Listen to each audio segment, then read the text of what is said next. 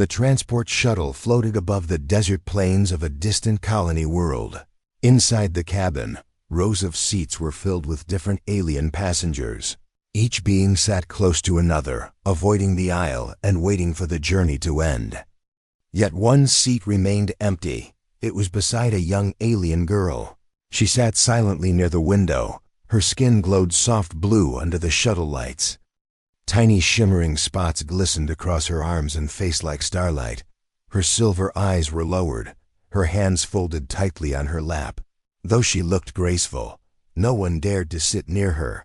The air around her carried a scent that others found strange. Whispers filled the cabin. Some passengers muttered in low voices, others turned their heads with frowns. The alien girl heard every word, even if they thought she could not. "Her smell is unbearable," one said. "Why do they even let her ride with us?" another complained. Her heart sank, as it always did. She pressed herself closer to the window, trying to disappear. The door of the shuttle hissed open again. A human soldier stepped in. His uniform was simple, his hair dusty from travel. He looked around for an empty seat. The shuttle was full except for the one beside the alien girl. Everyone's eyes turned to him, waiting to see what he would do. Surely he would smell what they smelled. Surely he would turn away. But Daniel walked calmly down the aisle, his boots thudding lightly against the floor. His gaze fell on the empty seat. He did not hesitate. He sat beside her. The alien girl stiffened. Her breath caught in her chest. No one had ever chosen that seat before. She glanced at him quickly, expecting him to frown, to cover his nose, to get up and leave. But instead, Daniel leaned back, exhaled deeply, and smiled. Her heart raced. Confusion filled her. Did he not notice it? The scent that drove everyone else away. She lowered her head again, afraid he would soon realize. Daniel closed his eyes for a moment. The scent drifted around him, but instead of disgust, a memory stirred. It was sharp but not unpleasant. It reminded him of Earth, of fields of tall grass under the sun, of flowers that no longer grew after the wars. It was the smell of home. The girl risked another glance at him. He was smiling faintly. His eyes looked distant, lost in thought. "Why?" she whispered before she could stop herself. Her voice was soft, almost trembling. Daniel opened his eyes. Turning to her, "Why what?" he asked gently. She swallowed, her throat dry. "Why sit here?" He tilted his head, studying her carefully. "Because it was the only empty seat," he said at first. Then his smile deepened. "And because your scent reminds me of home." Her eyes widened, her breath froze. No one had ever spoken like that to her. Everyone hated it, everyone moved away. But this human spoke as if it was something good, something precious. Her chest tightened. The whispers around them grew louder. Passengers shook their heads, glaring. One even muttered, "Humans are fools." Daniel ignored them. His gaze remained on the girl, steady and calm. She turned her face away, her cheeks glowing a deeper shade of blue. Her hands trembled on her lap. "You lie," she whispered. "No one could like it." Daniel shook his head slowly. "It's not a lie," he said, his voice calm. "On Earth, long ago, fields used to smell like this, wild and alive. It's a memory I thought I'd lost, until now." The girl felt her heart beating painfully, for the first time in her life. Her so-called curse had been called a gift. She did not know how to answer. She could only stare at the window, her reflection showing wide eyes filled with confusion. Daniel leaned back again, resting his arms. "Funny," he said softly. "Everyone else runs away from you. But you're the only one here who makes me feel at peace." The alien girl shut her eyes tight. Her chest rose and fell quickly. She wanted to believe his words, but she had been hated for so long. The whispers in the shuttle grew dim in her ears, replaced by the sound of her own heartbeat. Around them, passengers continued to glare. Some even looked afraid, but the human did not move. His presence was steady, warm, and unshaken. And as the shuttle moved forward into the endless sky, The alien girl realized something was different for the first time in her life. The empty seat beside her was no longer empty, and the one who filled it did not fear her scent, he embraced. The silence between them grew heavy, not of rejection, but of suspense. What did this human mean for her future? Why had he spoken such words? The answers would not come now. But in her heart, she knew one thing: her life had just changed. The shuttle hummed softly as it cut through the desert skies. The passengers sat stiff and quiet, but the air was thick with whispers. Every glance turned toward the human and the alien girl. Their words carried judgment, anger, and disbelief. "Does he not smell it?" one voice muttered. "Humans are reckless," another hissed. "He sits beside a cursed one." The alien girl's hands tightened on her lap. Her nails dug lightly into her skin. She wanted to sink into the seat and vanish. Daniel sat calmly, ignoring the stares. His eyes wandered to the view outside, the endless dunes stretching under the pale sun. He breathed in deeply, the strange fragrance filling his lungs again. It was sharp, earthy, mixed with something sweet. It pulled at old memories he thought were buried forever. He smiled faintly. The alien girl dared to glance at him, expecting to see disgust in his eyes. Instead, she saw peace. His posture was relaxed, his lips curved with the faintest smile. It confused her more than anything. She leaned away slightly, whispering, "Why are you not leaving?" Daniel turned to her, his expression calm. "Because I don't want to," he said. She blinked, her breath catching. "But everyone else." Her voice trailed off. "Everyone else is not me," he replied. His tone carried no arrogance, only simple truth. He met her gaze without hesitation. Her glowing silver eyes widened.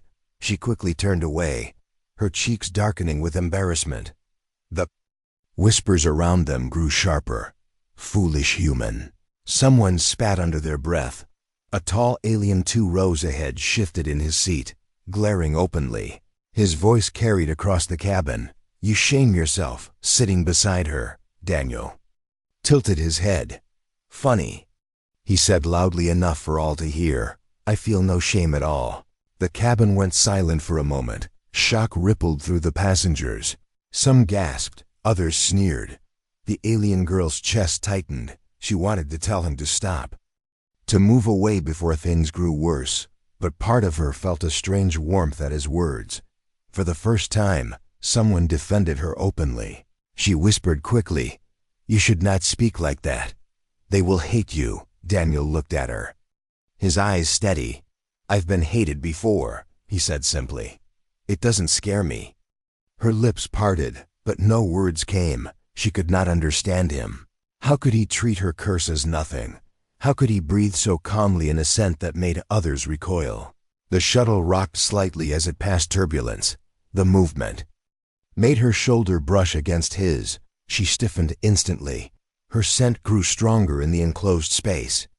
Several passengers groaned and turned their heads away.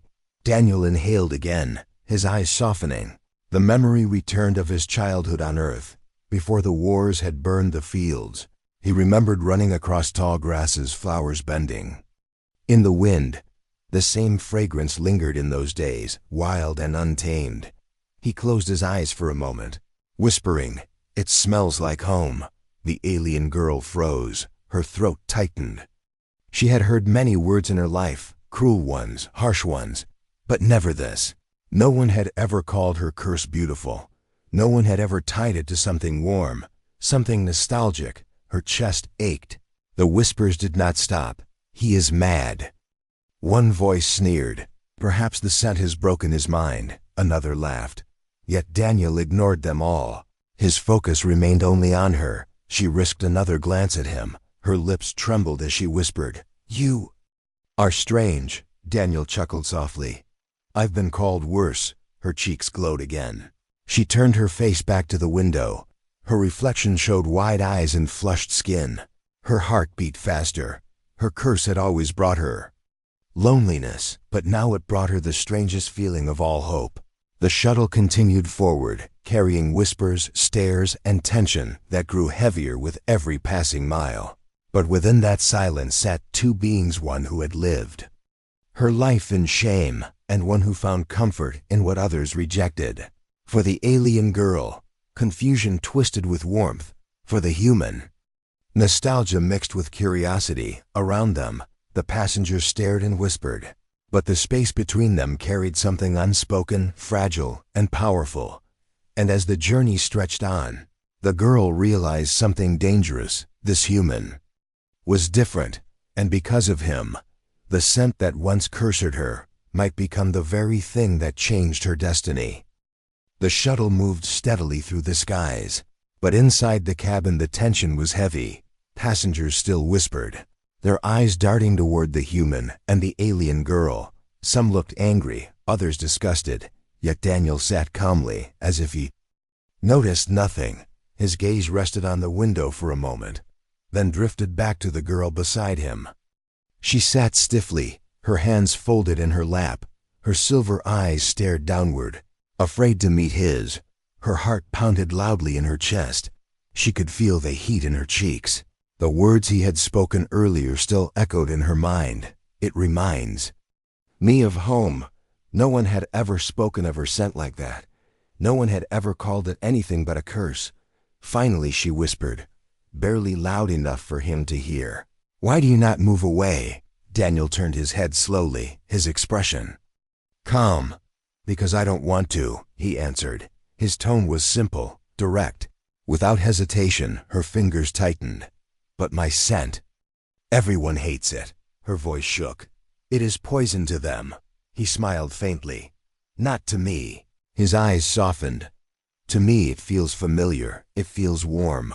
It feels like something I thought I lost long ago." She blinked, her silver eyes widening. "You lie," she whispered. Daniel shook his head. "No lie," he said, his voice steady. "When I was a child on Earth, before the wars, I used to run through wide fields. The flowers there carried a fragrance like this, sharp but alive. I thought I would never smell it again, until I met you." Her chest tightened. She turned her face away quickly, but the blush on her cheeks glowed brighter. No one had ever compared her to beauty, to memory, to home. For so long she had been treated as something shameful, unwanted. And now this human sat beside her as if she were a blessing. The whispers around them grew louder again. A voice hissed, "Foolish human." Another spat, "He is enchanted." Yet Daniel ignored them. His eyes remained steady on her. Slowly, she turned back to him, her lips parted. "You are strange," she said softly. Daniel chuckled. "I get that a lot." His smile reached his eyes, and for the first time she felt something new in her chest. It was not fear, not shame, but something warmer. For a few moments, silence fell again. This time it was not heavy with judgment. It was quiet, fragile, and almost peaceful. She shifted slightly, her shoulders relaxing. Then Daniel leaned closer, lowering his voice so only she could hear. "What is your name?" Her breath caught. No one asked her that. Most just called her cursed. She hesitated, then whispered, "Lyra." Daniel repeated it softly, as if testing the sound. "Lyra." He smiled. "That's a beautiful name." Her cheeks heated once more. She looked away. "Quickly, do not mock me." "I'm not mocking," he said gently. "I mean it." Her heart raced. His tone carried no lies, no cruelty. It was honest. And honesty was something she had not felt from anyone in years. Lyra dared to look at him again. "And you?" she asked carefully. "What is your name?" "Daniel," he replied simply. "Just Daniel." She whispered his name softly, almost to herself. The sound felt strange on her tongue, yet it gave her a small comfort. The shuttle shook suddenly as it hit turbulence. Lyra swayed in her seat, but Daniel's hand moved instinctively. Steadying her shoulder, she froze at his touch. Her scent grew stronger in the enclosed space. Several passengers groaned, covering their faces. But Daniel breathed deeply, his hand steady. "Easy," he said softly. "You're fine." Her heart leapt. She stared at him, shocked at the calm in his eyes. He felt no disgust, no pain, only steady reassurance. She pulled back quickly, embarrassed, her cheeks glowing deep blue. Daniel leaned back again, his voice light. You know, you make it too easy for me to get in trouble. Her lips parted in surprise. What do you mean? He smirked. Because every time I talk to you, half this shuttle wants to throw me out the window. She blinked, then something strange happened. For the first time in her life, a small laugh escaped her lips. It was soft, fragile, but real. She covered her mouth instantly. Ashamed, but Daniel's eyes lit up. See, he said warmly. That laugh is worth every glare in this room. Her chest trembled. She had not laughed in years. Not since childhood. His words, his presence, his calmness, it broke something inside her walls. And in that broken space, warmth crept in. For the rest of the journey, whispers still filled the cabin, but they no longer pierced her heart as sharply the human's words shielded her. His calm gaze reminded her she was not alone. And as the shuttle soared through the sky, a fragile bond had begun, born not from trust or duty, but from a simple conversation that changed everything. The shuttle continued its journey, its engines humming softly. Passengers still avoided looking directly at the human and the alien girl, but their whispers had grown quieter. Perhaps it was fear, perhaps it was disbelief, but the air carried a strange tension. Daniel leaned back calmly, but Lyra's hands remained tight on her lap. Her mind was a storm of emotions. She had spoken her name to him, something she rarely did. And he had spoken it back with no mockery, no disgust. His voice had carried honesty. It made her chest ache in ways she could not explain. For years she had lived under the weight of her curse. Her scent had driven people away, even her own kin. Lyra remembered her childhood. She remembered sitting alone in classrooms, her desk always empty on both sides. She remembered walking through markets where sellers frowned and stepped back when she passed. She remembered her mother's quiet sorrow, her father's silence. They loved her, but they too kept their distance. Afraid of the stares of others, her life had been built on walls of isolation. She had told herself it was her fate. She had convinced herself that she was meant to be alone, yet here, beside her, sat a human who chose her company willingly. He breathed deeply, smiling faintly at her scent, calling it memory, calling it home. The thought both frightened and warmed her. Daniel noticed her silence. His voice was gentle. You're thinking deeply. She looked up, startled, her silver eyes blinked quickly. She hesitated. I was remembering. Remembering what? He asked, his gaze steady. Her lips trembled. For a moment she wanted to stay silent, but his eyes carried patience. His presence felt safe, she whispered. I was remembering how my people left me, how they whispered, how they avoided me. Her voice cracked slightly. I was remembering how alone I have always been. Daniel's chest tightened. He turned slightly toward her, his voice low. That sounds heavy. Lyra laughed bitterly. Heavy, she repeated. It is heavier than chains. It follows me everywhere. My scent is my prison. She lowered her head, her glowing hair falling forward. No one sits near me. No one touches me. No one wants me. The words struck Daniel deeply. He could almost see the weight pressing down on her shoulders, the invisible burden she carried. His mind returned to earth again, to his own loneliness after the wars, to the way the world had changed until familiar comforts were gone. He understood isolation. He understood emptiness. He leaned closer, his voice steady.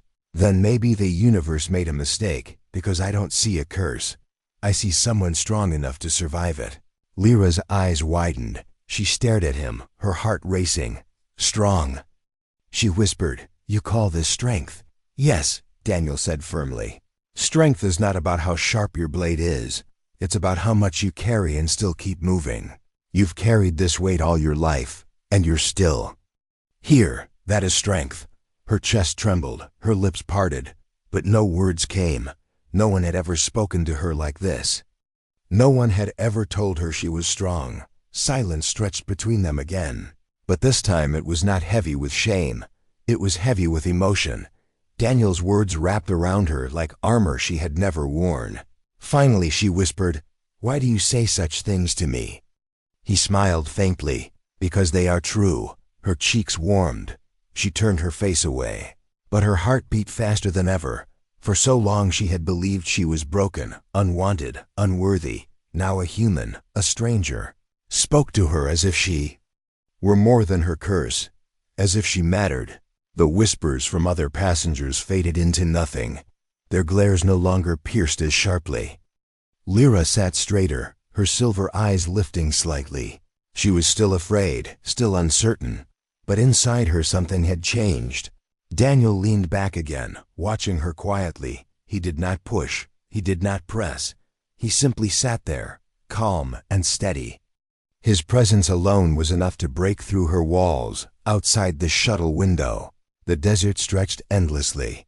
The sun dipped lower, painting the sky in shades of gold. Inside, in the middle of whispers and stares, an alien girl carried her weight a little differently. For the first time, she did not feel entirely alone, and as Daniel breathed in once more, smiling faintly, she realized that her scent, once her prison, had given her something new, a bond, fragile but real, with the one person who did not turn away.